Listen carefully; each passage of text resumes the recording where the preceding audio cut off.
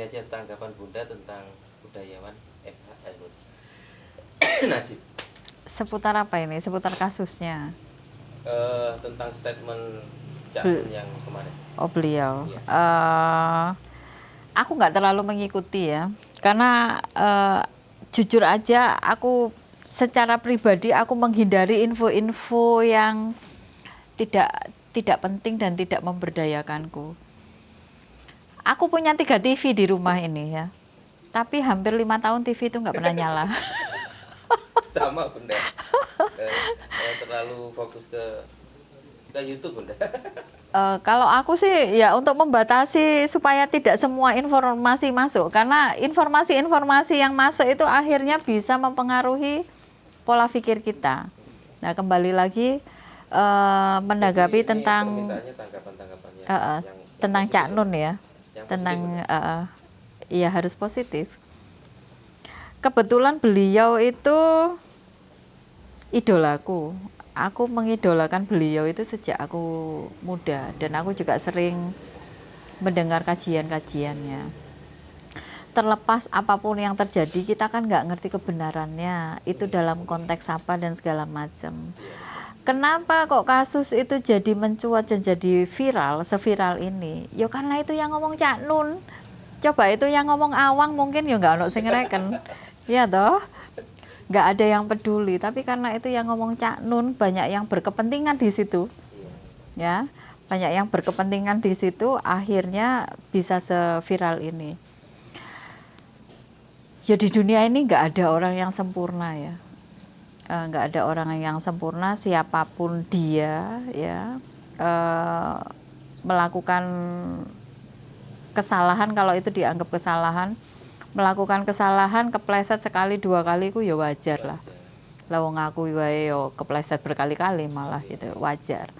Cuman ya itu tadi, kewajaran itu akan menjadi tidak wajar karena dia public figure. Beliau public figure, banyak orang yang concern ke sana gitu kan. Terus karena itu Cak Nun yang ngomong, coba yang lain yang ngomong juga nggak akan ada masalah. Kita ambil positifnya aja. Semua orang itu pernah kepleset ya. Semua orang pernah kepleset. Wong yo Pak Jokowi juga fine-fine aja kok. Kalau untungnya kok itu urusannya sama Pak Jokowi.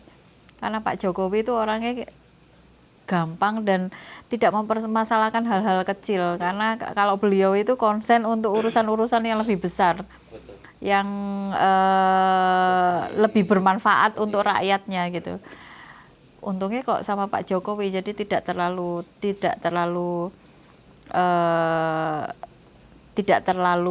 booming lah, tidak terlalu menjadi masalah besar, tidak terlalu dipermasalahkan. Tapi kan orang-orang di sekitar yang mempunyai kepentingan, yang justru yang punya kepentingan, yang justru merespon dengan cara yang seperti itu, ya nggak apa-apa. Ini dinamika kehidupan ya, apalagi mendekati tahun 2024 ini kan wis mulai rodok panas toh ya. Aku sih berharap banyak orang yang lebih bisa sadar dan lebih bisa mengendalikan diri ya, bisa memahami bahwa semua orang itu pasti dan ya udah biasa lah ketika melakukan sedikit kesalahan atau sedikit kepleset itu sudah biasa. Jadi ditanggapi secara bijak ya. Wong kita juga bukan manusia yang sempurna, kita juga sering melakukan kesalahan yang sama. Bedane kita orang biasa dan beliau public figure, itu aja sih. Kalau tanggapan panjenengan Bunda, di luar statement itu tadi, Maksudnya? dari panjenengan Aku pribadi dengan Cak Nun, ya di luar statement tadi, aku mengidolakannya. Apalagi sebagai itu. Aku mengidolakannya, ya terlepas, aku sih bisa memahami ya. Memang ada beberapa kajian-kajian atau beberapa statement-statement yang aku kurang pas. Tapi menurutku itu wajar, perbedaan itu sangat wajar dan sah, sangat diperbolehkan. Jadi menurutku itu ya, semua orang itu berhak untuk berpendapat, apapun pendapatnya, ya. Bahkan ekstrimnya, kita ini seolah-olah mempunyai hak untuk bisa ngomong jelek tentang orang lain, ya, menilai orang lain. Orang lain pun itu juga mempunyai, seolah-olah mempunyai hak yang sama. Pilihannya itu tinggal dua, kita mau menggunakan hak itu atau tidak gitu. Kalau aku ya tak sederhanakan aja. Aku hanya mengambil, aku hanya dengar ya, aku hanya dengar yang aku butuhkan aja. Yang aku tidak butuhkan, aku tidak dengar gitu. Apalagi aku mengidolakannya sejak beliau itu muda ya. Ya memang bukan sosok yang sempurna, masih ada celah di sana sini, dan itu wajar, semua orang juga begitu. Tapi itu tidak melunturkan rasa hormatku terhadap beliau. Apapun statement yang beliau keluarkan dalam kajian-kajiannya itu tidak 100% selalu cocok dengan ide-ideku dan pemahaman-pemahamanku. Tapi ya itu tadi, aku ambil apa yang aku mau dengar. Yang aku nggak mau dengar ya aku nggak ambil. Itu aja sih. Dan yo Indonesia ini butuh belajar untuk apa ya, memahami sebuah perbedaan. Ya. Ini tidak se-ekstrim, masih banyak yang lebih ekstrim sebenarnya. Cuman masalahnya yang kita hadapi sekarang adalah public figure ya, yang udah diidolakan segitu banyak orang ya, yang menjadi panutan banyak orang. Coba dia bukan siapa-siapa, tidak akan jadi masalah. Itu sih.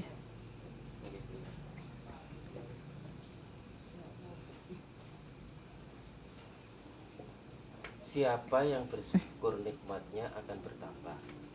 Syukur itu kepada siapa dan wujudnya bagaimana serta manfaatnya dalam hidup yang nyata itu apa? Dawa banget. Panjang banget itu. Bentuk syukur ya. Bentuk syukur itu seperti apa? Atau apa tadi yang siapa yang bersyukur nikmatnya akan ditambah. Itu kan udah jelas ya. Semua agama juga diajarkan yang sama. Ketika kita bisa mensyukuri kehidupan apapun bentuknya, ya otomatis nikmat itu sebenarnya bukan semata-mata nikmat itu akan bertambah. Ketika kita bisa bersyukur, ketika kita bisa mensyukuri, nikmat itu jadi sebuah keniscayaan. Ya kan? Setiap ketika kita membangun rasa syukur, setiap hari kita membangun rasa syukur terus-terusan, otomatis kan ya rasa nikmat itu akan bertambah juga seiring dengan waktu juga, seiring dengan meningkatnya rasa syukur kita terhadap kehidupan kan gitu. Terus syukur itu kepada siapa gitu ya? Syukur itu kepada siapa? Ya kita bersyukur ya kalau kita kaitkan dengan ketuhanan ya kita bersyukur terhadap zat yang sudah memberikan hidup kepada kita. Kita bersyukur kepada zat yang sudah memberikan banyak sekali berkat-berkat kehidupan kepada kita. Gitu kan? Dan bentuk syukurnya seperti apa? Ya bentuk syukurnya itu dengan menjalani kehidupan ini dengan sebaik-baiknya. Merespon apapun yang Tuhan berikan itu dengan sebaik-baiknya. Gitu kan? Terus melakukan semua yang terbaik di dalam kehidupan kita gitu. Apapun bentuknya. Dalam berkarya juga lakukan yang terbaik dalam karya. Ketika berada di rumah, berfungsi sebagai kepala keluarga, ya lakukan fungsi-fungsi sebagai kepala keluarga dengan sebaik-baiknya. Bertanggung jawab terhadap apa yang menjadi tanggung jawabnya, ya. Terus membangun lingkungannya, ya. Terus habis itu membangun cara berpikirnya, ya kan, membangun kesadarannya, biar semua itu bisa selaras. Jadi bentuk konkret dari kebersyukuran itu adalah melakukan semua hal yang terbaik di dalam hidup kita, apapun itu bentuknya. Kalau menurutku sih begitu. Jadi lakukan yang terbaik atas semua kesempatan yang sudah Tuhan berikan. Lakukan semua yang terbaik atas momen-momen di mana kita bisa memberdayakan diri kita. Nah, itu kan juga berkat dari Tuhan toh. Karena kita ini tidak bisa semuanya sendiri. Kalau tidak diberikan berkat, tidak diberikan kemudahan, kekuatan, ya kita nggak bakal bisa apa-apa. Lakukan yang terbaik untuk semua itu. Lakukan yang terbaik untuk hidupmu, lakukan yang terbaik untuk lingkunganmu, lakukan yang terbaik untuk keluargamu. Siap, Bunda. Ada perspektif yang mengatakan jika dalam hubungan intim kedua pasangan ada ketidakselarasan, anak yang lahir akan nakal dan memiliki sifat-sifat negatif. Apa pendapat Bunda? Aku nggak 100% setuju. Boleh toh? Harus. Aku agak tidak sepakat. Karena menurutku semua anak yang dilahirkan itu, semua anak yang dilahirkan ya, mereka itu kan nggak punya salah apa-apa tuh. Mereka tidak mempunyai salah apa-apa. Tidak ada kaitannya dengan apa yang dilakukan orang tuanya. Yang dilakukan orang tuanya ya itu sudah karma, sudah orang tuanya. Anak nakal nggak nakal itu kan tergantung dari bentukannya, tergantung dari didikannya, tergantung dari bentukan dari lingkungannya, ya kan? Tergantung dari contoh-contoh yang diberikan oleh orang tuanya. Kadang-kadang itu begini ya. Dulu aku itu sering dengar. Sekarang udah nggak lagi, alhamdulillah. Kalau misalnya ada anak yang nakal ya, wah iki kok bapakmu iki. Lek gak ngono, lek bapake ngomong wah iki koyo ibumu gitu. Ya toh, lek ibuke ngomong kayak bapake. Sebenarnya ya berdasarkan apa yang dicontohkan, perilaku-perilaku yang dicontohkan di mana dia tinggal, di lingkungannya. Nggak ada anak nakal itu. Yang ada itu anak itu kurang perhatian. Ketika anak itu kurang perhatian, otomatis dia akan melakukan sesuatu, dia merasa harus melakukan sesuatu supaya orang-orang itu melihat dia. Jadi bukan nakal. Ya. Kalau misalnya dalam satu rumah itu harmonis, habis itu perhatian ke anak itu cukup, rasa sayang yang diberikan ke anak itu cukup, rasa cinta yang diberikan ke anak itu cukup, kebutuhan semua anak itu tercukupi dengan baik secara lahir dan secara batin, ya anak akan hidup sehat, apalagi dengan lingkungan yang kondusif, lingkungan yang baik. Tapi sepertinya juga pengaruh juga tuh Bunda.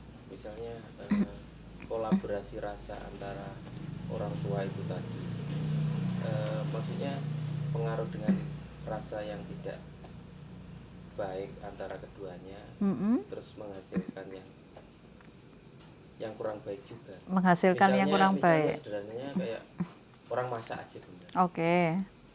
Misalnya Bunda lagi nggak mood atau rasa kecewa atau gimana, nggak karu-karuan, kalau masak kan pasti pengaruh tuh dengan masakan. Kadang asin, terlalu asin, nggak enak. Ya itu tadi, makanya kan aku ngomong kalau misalnya kita berbeda boleh toh, karena yang aku pahami itu tidak seperti itu. Oke, misalnya ada ada kejadian ini ya, ini aku kasih contoh konkret aja. Ada orang datang, dia menceritakan kalau anaknya itu begini begitu. Gitu. atau aku langsung sebutkan aja ya. Anaknya suka bikin ulah di luar rumah gitu. Dan itu sudah dilakukan sejak dari kecil. Sampai yang terakhir itu karena udah dewasa, jadi kenakalannya itu juga otomatis mengikuti tuh. Kalau kecil mungkin ya nakalnya segitu-segitu aja, karena dewasa ya kenakalannya juga berkembang gitu. Sesuai dengan usianya, sesuai dengan pergaulannya, sesuai dengan lingkungannya. Nah, pada saat itu ibunya nanya, kok bisa? Padahal dulu saya nggak begitu. Terus kok bisa? Karena dulu katanya bapaknya, ayahnya tidak begitu. Terus kok bisa dia tumbuh jadi anak yang seperti itu. Oke, akhirnya diskusi kita. Biasanya anak yang begitu karena kurang perhatian. Sejak kecil itu ada rasa terabaikan. Jadi tidak sepenuhnya dicukupi kebutuhan lahir dan batinnya. Akhirnya anak berontak. Ya. Ketika berontak, anak kecil kan dia tidak bisa melakukan apa-apa. Satu-satunya yang harus dia lakukan ya dia bikin ulah supaya orang-orang di sekitarnya melihat dia. Dia hanya butuh atensi. Dia hanya butuh perhatian gitu. Jadi kalau menurutku itu tidak selalu begitu. Tidak selalu begitu. Taruhlah dalam melakukan hubungan itu karena tidak sepenuhnya suka, akhirnya ya wis lah karena ini kewajiban dan segala macam. Banyak juga yang anaknya fine-fine aja gitu. Jadi tidak seperti itu. Jadi terbangunnya rasa si anak itu ya, terbangunnya rasa si anak itu berdasarkan berdasarkan lingkungannya. Berdasarkan kebutuhannya itu tercukupi atau tidak. Bahkan luka batin, trauma dan segala macam yang akhirnya membangun pribadi-pribadi itu menjadi pribadi yang kurang bagus. Itu rata-rata trauma luka batin itu muncul karena perilaku orang tuanya. Jadi karena perilaku dan keputusan-keputusan orang tuanya pada saat dia masih kecil. Ya nggak melulu kecil sih, ada juga yang SMP, SMA juga. Tapi itu mereka dapatkan rasa kecewa yang teramat dalam itu, yang akhirnya membangun menjadi luka batin, trauma dan segala macam itu kebanyakan dari orang tuanya. Selama ini kasus-kasus yang aku tangani kebanyakan dari orang tuanya. Jadi bukan karena energinya ya, tapi karena sikap, sifat dan perilaku orang tua yang akhirnya mempengaruhi anaknya. Karena itu yang diteladankan. Ya. Itu yang diteladankan di rumah, dan anak itu kan pertama kali yang mereka lihat itu kan orang tuanya, orang yang ada di sekitarnya. Ya itu sebagai faktor utama lah. Memang banyak juga, saya dulu teman SD istilahnya sama keluarganya ya memang anak pintar dibatasi banget gitu loh. Harus belajar jam segini, harus pulang dan sebagainya. Nah ini contohnya ya. Sekarang itu buahnya aku ngomong rada ekstrim. Sekarang itu buahnya orang-orang dewasa ya. Tapi sebenarnya jiwanya itu masih kanak-kanak. Jadi jiwa kanak-kanak yang terperangkap dalam tubuh orang dewasa. Banyak sekali. Jadi ketokane gede dewasa, bahkan ketokane wis tuwa. Tapi mentalnya itu masih mental anak-anak. Banyak kan? Nggak punya tanggung jawab.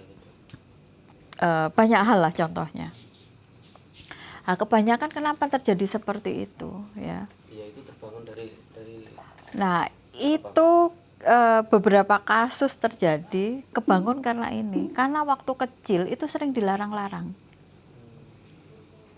Mau begini masih sering ya. Kalau di kampung itu kita masih sering ya. Ada anak diteriakin sama ibunya. Gak oleh ngono. Jangan gitu. Gak boleh. Apalah.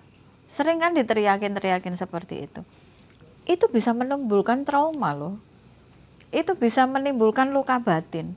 Yang akhirnya ketika dia dewasa, dia tidak mempunyai keberanian untuk memperjuangkan hidupnya. Dia tidak tumbuh menjadi manusia yang tanggap akan kewajiban-kewajibannya. Jadi apa? Anak yang pasif gitu. Jadi gagap. Jadi gagap terhadap kehidupan. Ya karena itu tadi. Itu terjadi Mau gerak, dirimu juga berarti kudu diterapi. Mau gerak dikit nggak boleh, mau gerak dikit jangan, gitu toh. Oh masih banyak ya. Aku karena saya di sini sama putra kadang-kadang juga seperti itu. jangan. Aku kalau misalnya ada orang main ke sini terus anaknya mau ngapa-ngapain di larang, ibu bapak sing tak seneni. Jangan, biarkan. Selama itu tidak membahayakan, ya, biarkan saja gitu. Makanya kalau ngelihat kenapa sekarang itu kok banyak sekali laki-laki dewasa tapi yang modelnya kayak kanak-kanak. Banyak sekali perempuan dewasa tapi modelnya kayak kanak-kanak. Itu kita nggak bisa langsung menyalahkan mereka. Kita harus lihat dulu Flashback ya. di belakang. Dulu pola asuhnya seperti apa, pola didiknya seperti apa, karena itu sangat mempengaruhi.